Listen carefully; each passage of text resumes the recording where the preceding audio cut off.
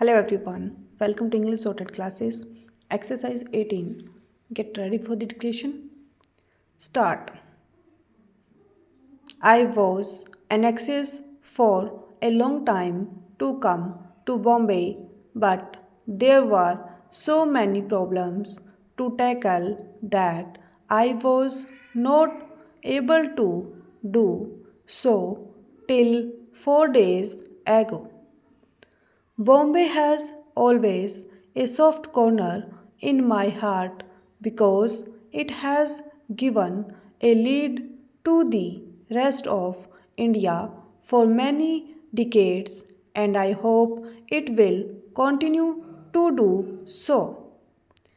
The recent disturbances after partition caused worry, but I am glad that now there is marked improvement in the communal situation and peace has been established. Now that the country has achieved freedom, it is in our hands to make or mar our future, and therefore every effort should be made to make the nation happy and prosperous so that it might uplift itself and also rise in the estimation of the world. The future depends on whether we step up production of food, cloth, iron, steel, cement, and other essential articles both for the civil population and defense needs. This is necessary not only for banishing hunger and disease from the country but also for consolidating for the freedom which we have won after so many years of struggle. Labor is today at the crossroads. If they take the right road and contribute all their energies to the task of strengthening the country, India will have a glorious future. But if they are misled and take the wrong road, they will go down into the ditch and it will lead everyone, labor as well as all others, to destruction and ruin. The workers should remember that they do not work only for their maintenance. They are not animals who are driven by the whip. They should realize their important role in the country's progress and ask themselves what they are working for. On their efficiency and hard work depends the greatness of the country.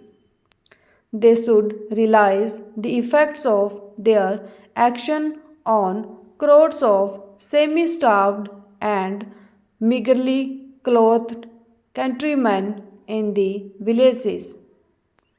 It is the workers' duty to think of them. Nothing should be done to harm their interests.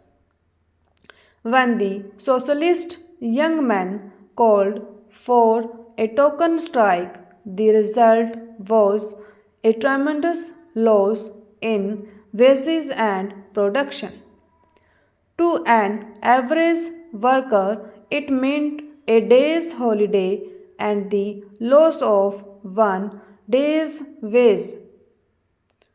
But did they realize the collective losses in wages, the lakhs of yards of cloth which remained unproduced?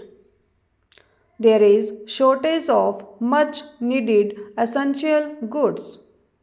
There is already acute scarcity of rationed cloth, and what can be gained by reducing it further.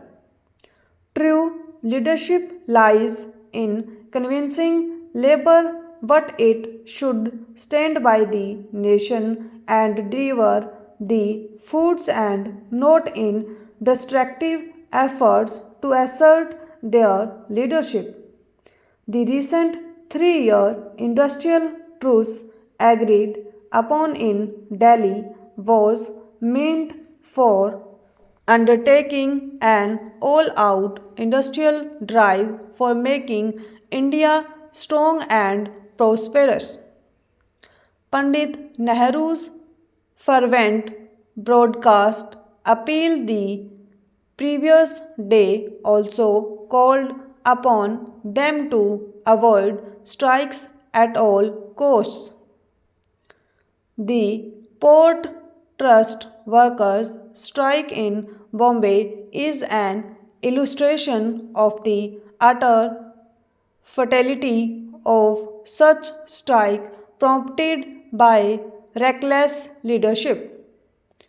It was holding up food imports which were urgently needed to avert hunger in many parts of the country and among lakhs of refugees pouring in from the Punjab and Sindh.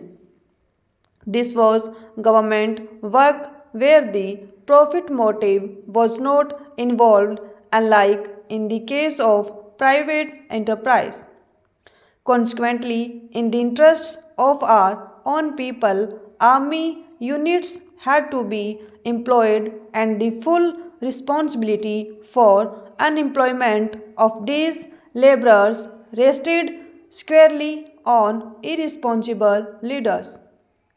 The workers must always keep before them the interests of crores of our countrymen and throw off the destructive leadership and muster strong support to the best interests of the country. If the socialists are bent upon snatching the leadership, there is no objection to handing it over to them. After all, our mission has been accomplished.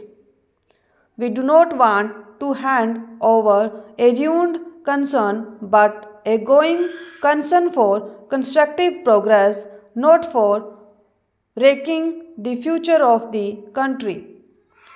The socialists threaten to break away from the Congress. The doors are open, but I would urge them not to mar the progress of the young nation which has, after all, got the rare opportunity to mould itself according to its dreams and desires after many hundred years. I would repeatedly like to persuade you to keep away from this strike fever since produce or perish is the crucial question facing us at this juncture. Otherwise, you would yourselves stand to suffer the consequences. The freedom that we have secured is for regenerating the country and not for bringing it down. Tremendous natural resources lie hidden under our soil. Why not exploit them to the best advantage? Why not increase production in cloth, steel, cement, etc., and solve the housing and other acute problems? Why not produce more coal and other essential goods so that India may be great and strong and none dare challenge her security? Why not be self sufficient in vital goods now imported at tremendous cost here from other countries? Stop.